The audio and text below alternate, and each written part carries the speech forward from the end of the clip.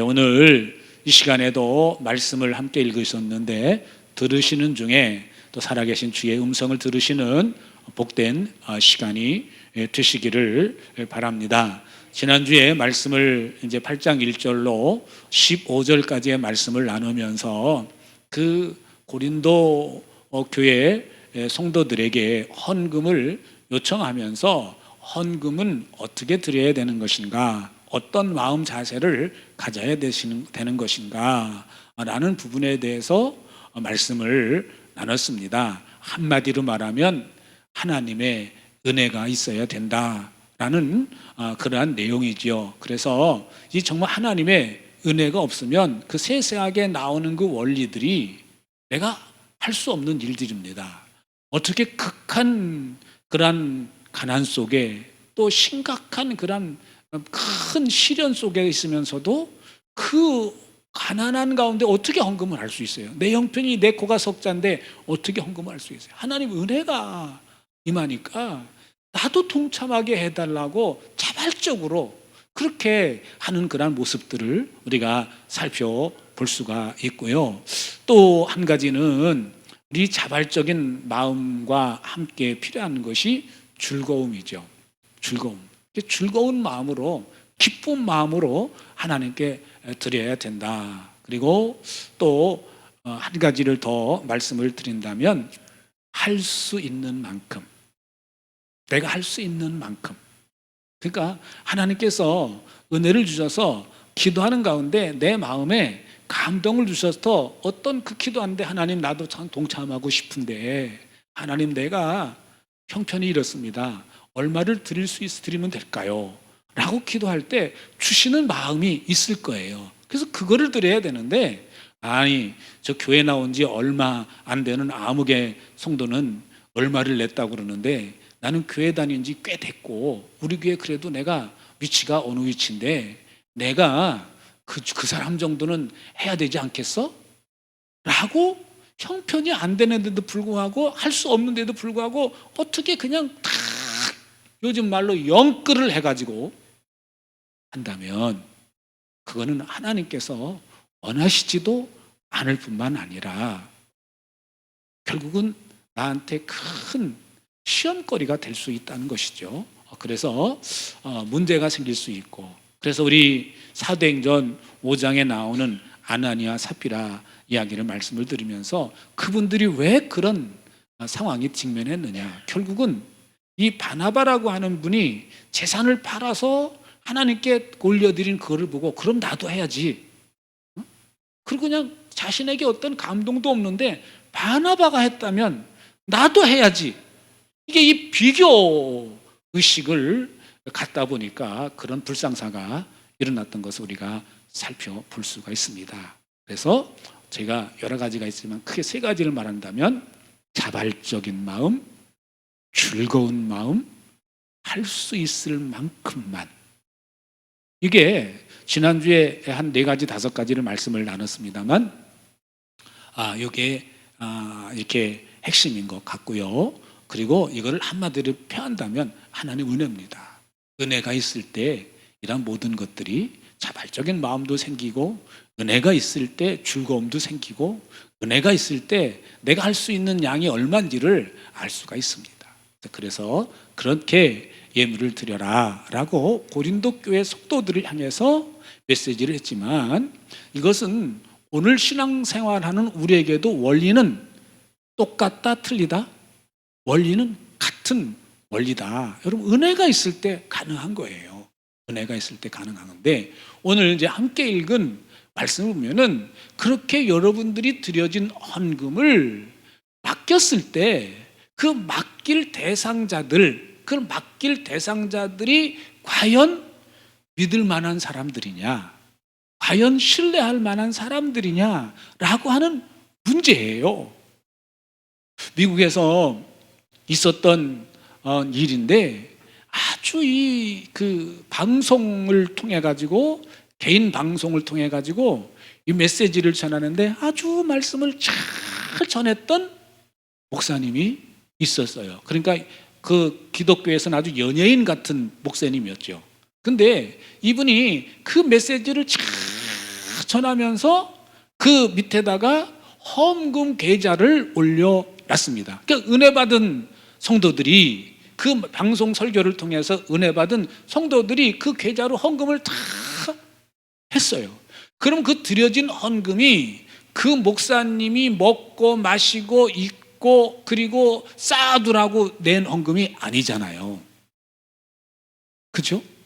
근데 나중에 밝혀진 사실은 그분이 그 받은 헌금들의 액수가 상당한, 뭐 전국을 상대로 이 메시지를 했으니까 상당한 액수의 헌금인데, 외부로 선교비로 나간다든가 정말 도와야 될 그런 대상자들에게 도움을 준다든가 그런 일은 없고, 이분이 내가 설교해서 벌은 수입이라고 생각을 했었던 것 같아요. 그래서 자기 집을 크게 짓고 뭐 방송 장비를 더 멋지게 하고 또 뭐 좋은 차를 사고 좋은 옷을 사고 다 그런 대로 썼던 것이, 그게 이제 매스컴에서 드러나게 됐고, 한날 아침에 그 목회자가 추락을 하게 되고, 그래서 모든 그 미국에 있는 교회의 그 사람들한테 교회의 격이, 예배당의 격이 그 한 사람의 일로 말미암아서 이렇게 바닥에 떨어지는 그러한 일이 일어났습니다. 여러분, 우리는 이제 그 어떤 일을 하게 될 때 우리 하나님의 은혜로 살아가지만, 정말 하나님은 공의의 하나님이라는 것을 잊으시면 안 됩니다. 그래서 정말 오늘 말씀에서도 나와 있지만 하나님 앞에서도 부끄러움이 없어야 될 뿐만 아니라 사람 앞에서도 부끄러움이 없어야 되는 줄로 믿습니다. 목적지만 제대로 가면 된다, 그게 아닌 것이에요. 그래서 요즘 같은, 정말 요즘에는 우리는 감추지를 못해요. 요즘에 청문회 하고 있습니다만 몇십 년 전 것까지 다 흔적이 나오잖아요. 그리고 다 이게 개인 방송 시대가 돼가지고 뭔가 잘못된 건 그대로 다 인터넷에 올려버리고 그러니까, 이게 요즘 같은 시대는요, 우리 믿는 사람들이 삶이 너무너무 중요합니다. 내가 어떻게 말하고 내가 어떻게 행동하는 것이 그게 감추지를 못해요. 감출 수가 없습니다. 그래서 이럴 때일수록 우리 기독교인의 윤리가 정말 높아야 됩니다. 윤리 지수가 높아야 되는 줄로 믿습니다.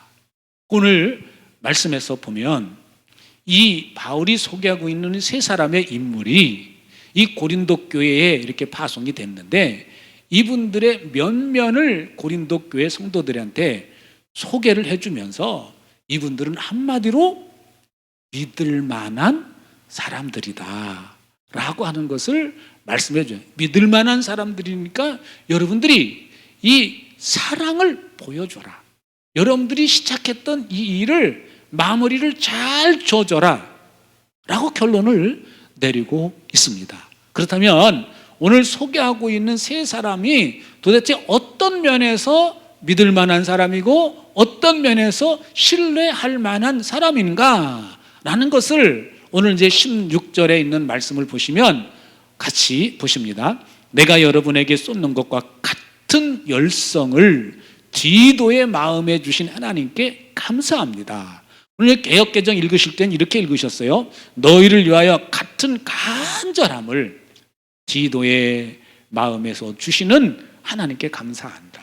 다시 말씀을 드리면 여기에는 열성, 간절함, 이게 이제 동의어입니다. 동의어. 같은 비슷한 말인데 열성, 간절함. 그러니까 바울 사도가 정말 고린도 교회의 성도들을 전도할 때 정말 열성을 가지고 열정을 가지고 간절한 마음으로 한 영혼 한 영혼을 구원하는 일을 했지 않습니까?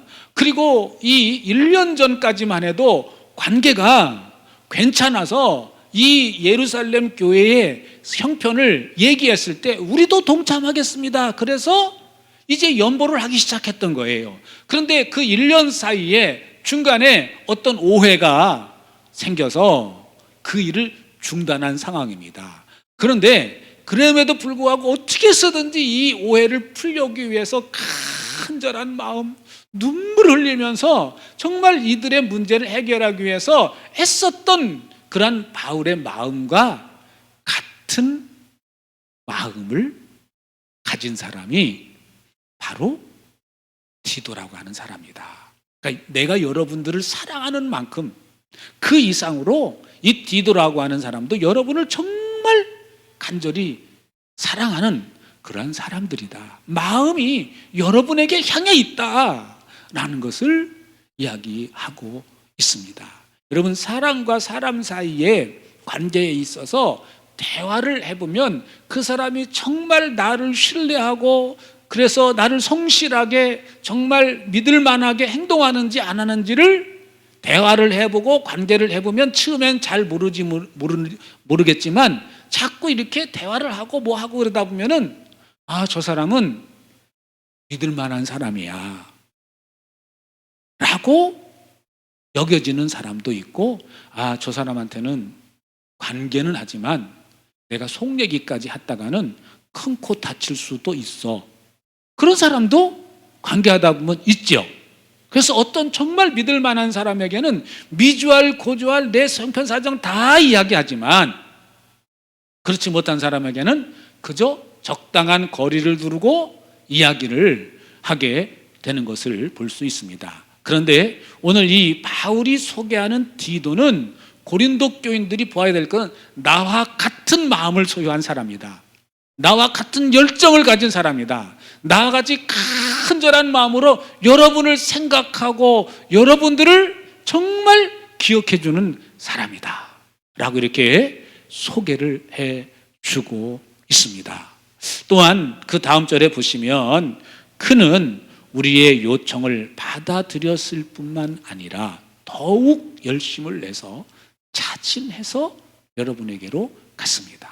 그러니까 바울이 기도하면서 이 고린도 교회에 나 대신 일해줄 사람이 필요한데 누구를 보낼까 기도하는 가운데 떠오르는 사람이 누구라는 얘기예요? 디도예요. 그래서 디도를 불러가지고 자네가 한번 거기로 가줬으면 좋겠네 라고 이야기를 했을 때 이 디도가 예 알겠습니다 라고 그저 자기를 목회자로 젊은 목회자로 세워진 그 위에 바울이 명하니까 부탁하니까 가겠습니다 라고 가지만 이게 그 억지로 갈 수도 있잖아요. 그죠? 여러분들이 이제 어떤 일을 하실 때 보면은 정말 어떤 일을 좀 목회자가 담임 목사가 집사님 권사님 이것 좀 해주세요 그러면은 예 알았어요. 그리고 즐거운 마음으로 하고 막 거기에다가 한 가지 더 풀러서 내가 이걸 잘하게 뭐 할까 막 그러는 사람도 있지만 어떤 사람은 담임 목사님이 해라 그러니까 그냥 하는겨. 벌써 그 뉘앙스가 다른 거죠. 다른 거죠. 하라고 그래서 하는 거는요 마지못해 하는 것은 좋은 열매를 맺을 수가 없습니다. 그런데 어떤 요청을 할 때 마지못해서 하는 게 오늘 말씀해 보니까 더욱 열심을 내서 자진해서 여러분에게로 갔습니다. 그러니까 요청을 하니까 예 당연히 그래야죠. 저도 가고 싶었어요. 당연히 제가 가야죠. 저도요 고린도 교회 성도들을 그렇게 문제가 있을 때 너무 마음 아팠고 그랬는데 정말 저 한번 가보고 싶었어요. 근데 저 이렇게 보내주셔서 고맙습니다 라고 그렇게 하면서 즐거운 마음으로 갔다는 얘기예요. 자진해서 갔다는 얘기예요.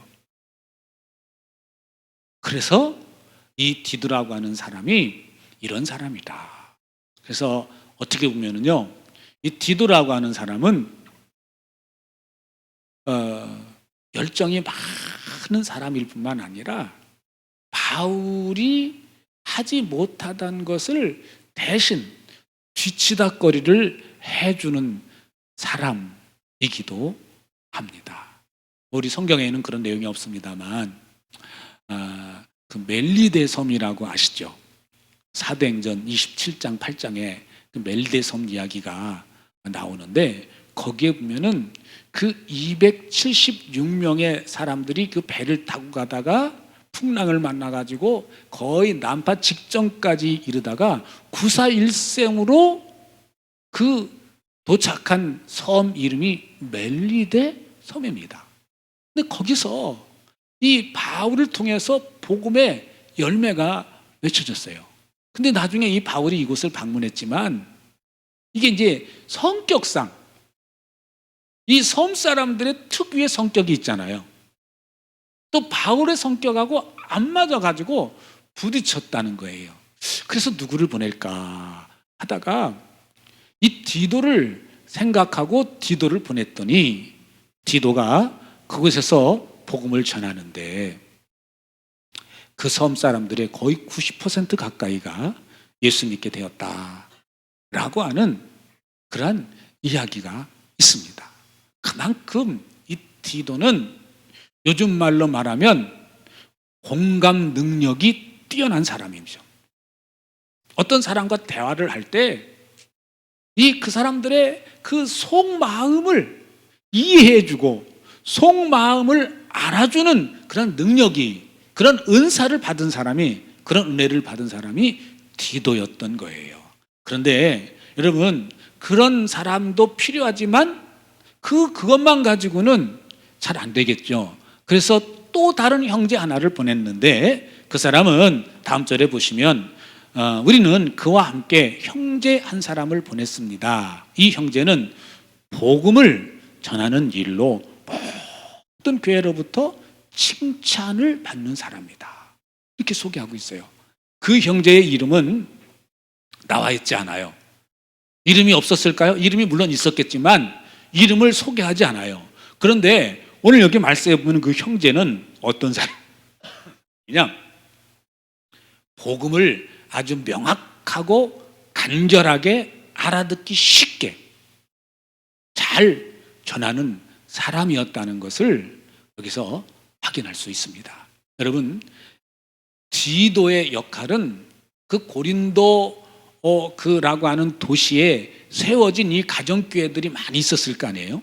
그 가정교회를 함께 다니면서 사람과 사람 사이에 관계를 회복해주는 그런 일을 하는 능력이 있었다면, 여러 사람들이 있을 때 강단에 서서 이 하나님의 메시지를, 하나님의 말씀을, 이 복음을 잘 전할 수 있는 이 형제도 필요했었는 줄로 믿습니다. 그래서 이 복음 메시지를 명확하게 잘 전하는, 아주 알아듣기 쉽게 잘 전하는 사람이다 라고 이렇게 말씀해 주고 있고요. 그리고 다음 절에 보시면 그뿐만 아니라 그는 여러 교회가 우리의 여행 동반자로 뽑아 세운 사람으로서 우리가 수행하고 있는 이 은혜로운 일을 돕는 사람이다. 그러니까 여러 교회의 대표로 뽑힌 사람이다.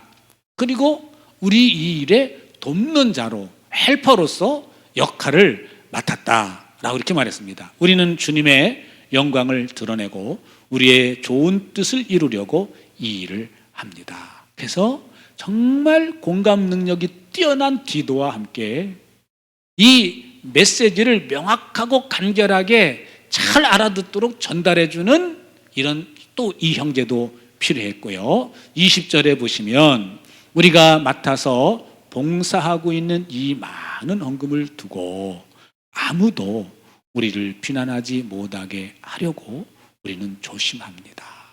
그러니까 여기에 보니까 많은 돈, 개역개정이면 거액의 연보라고 말했습니다. 그러니까 여러 교회에서 십시일반으로 모아진 헌금이 한 교회에서 드린 헌금은 그렇게 많지 않을지라도 두 교회, 세 교회, 네 교회 가지고 자꾸 모이다 보면 액수가 커질 거 아니에요. 근데 이거를 맡길 때 이거를 맡겨도 괜찮은지 아닌지를 알아야 될 거 아닙니까? 그래서 적어도 이 고린도의 교회 성도들에게 여러분들이 드려지는 헌금은 안전하게, 투명하게 쓰여질 것입니다 라는 것을 보여주기 위해서, 이게 이분들은 아무도 우리를 비난하지 못하게 하려고, 그래서 하나님 앞에서도 부끄러움이 없어야 되지만 사람에게도 의심 사는 행동을 해서는 아니 될 줄로 믿습니다. 지금은 뭐 그런 일이 별로 없겠습니다만 예전에 70년대, 80년대 그때에는 교회에서 헌금을 드리면 제가 보았던 데는 제가 봉사했던 교회에서는 금고를 하나 이렇게 이제 그 큰 금고를 하나 사놓고 거기에는 교회 헌금 그 장부랑 그리고 헌금이랑 그거를 거기다가 이제 그 재정위원들이 와서 헌금을 정리하고 그리고 그 금고에다가 놓는 그런 교회여서 헌금 사고는 없었던 것 같아요. 근데 간혹 가다가 이 재정을 맡은 교회의 어떤 중직자가 그 헌금을 자기 집으로 가져가요. 자기 집으로 가져가. 그리고 거기다가 은행에다가 예치하기가 쉽지 않았던 때니까 그냥 귀찮으니까 얼마 안 되니까 쌓아두다가 어느 날 갑자기 내가 쓸 일이 생겨.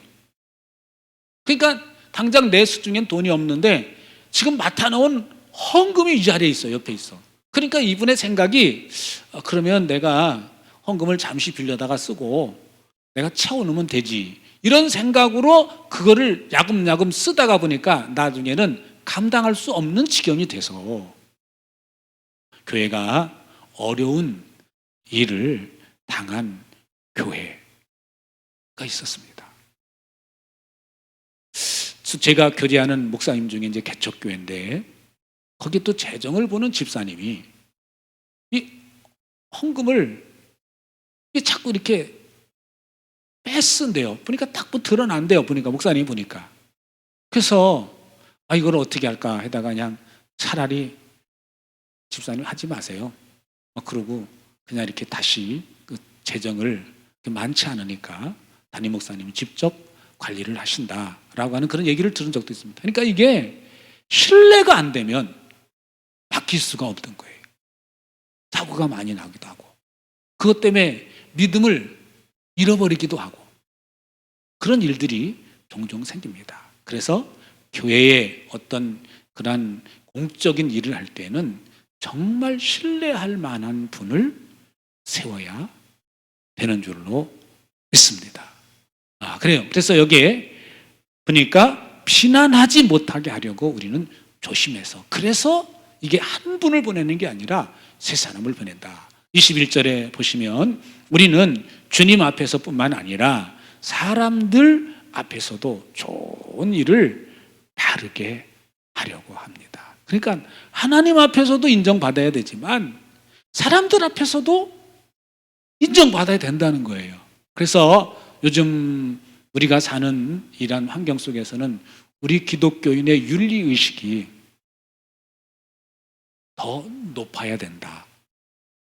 왜냐하면 지금 요즘 청문회 전국입니다만 몇십 년 전 자료까지 내놓으라고 그러고 몇십 년 전 자료까지 나와가지고 그 사람이 이렇다 저렇다 그걸 따지잖아요. 그런데 우리 신앙생활 하시는 저와 여러분들 이게 우리가 삶을 살면서 우리는 그 사람들은 공인으로서 삶을 살아야 되니까 들춰내지만 우리는 하나님 앞에서 사는 사람들이고 또 이 땅에서는 사람 앞에서 살아요. 하나님과 사람 앞에서 살기 때문에 정말 난 투명 인간이다 그게 아니라 사람들 앞에서 다 드러날 수밖에 없다라는 것을 기억하시고 우리 말이나 우리 행동과 그 삶에 있어서 정말 부끄러운 일을 하지 않도록 우리가 기도하면서 잘 하나하나 감당해 나가야 될 줄로 믿습니다. 22절 보시면 이제 또 한 사람의 형제를 소개하는데 우리는 그가 모든 일에 열성이 있음을 여러 번 확인했습니다. 지금 그는 여러분에게 큰 신뢰를 가지고 있으므로 더욱더 열심을 내고 있을 것입니다. 이 세 번째 사람을 소개하는데 이 디도와 마찬가지로 열성이 있다는 거예요. 여러분을 향한 큰 절함이 있대. 그리고 여러분에게 큰 신뢰를 가지고 있다. 그러니까 이 고린도 교회 성도들을 정말 안 받지만 좋은 마음을 가지고 있다는 것이죠. 그들이 가게 되면 그들이 정말 좋은 이 일에 동참하게 될 것이다 라고 하는 그런 믿음을 가지고 있는 거예요. 그래서 여기에 그분을 소개하고 있습니다. 그래서 정말 이 세 사람은 한마디로 말해서 신뢰할 만한 사람들입니다. 여러분들이 헌금을 해서 맡겨도 절대 이분들을 통해서 맡기면은 절대 안심하고 맡길 수 있는 사람들입니다 라고 이렇게 소개를 하고 있습니다. 다음 절 보시면 디도로 말하면 그는 내 동료여 여러분을 위한 내 동역자입니다. 그리고 그와 같이 간 우리의 형제들로 말하면 그들은 여러 교회의 심부름꾼들이요 그리스도의 영광입니다. 다시 한번 이 세 분을 요약해서 설명해 주시고 있는데 이 세 사람은 디도는 한마디로 말하면 내 동료고 내 동역자입니다. 그러니까 동료 동역자다라고 하는 것은 정말 내가 신뢰하는 사람이다 라는 그러한 이야기를 하고 있고 또 함께 간 이 두 형제는 여러 교회의 심부름꾼이다. 여러 교회가 한마음이 돼서 대표로 뽑아준 사람들이다. 그러니까 여러분 안심하고 맡기셔도 된다라는 그러한 이야기입니다. 24절 마지막 절 보시면 그러므로 여러분은 그들에게 여러분의 사랑을 보여주십시오. 그러면 그들을 파견한 교회들이 그것을 보고서 우리가 그들에게 여러분을 자랑한 것이 참된 것이었음을 확인할 것입니다.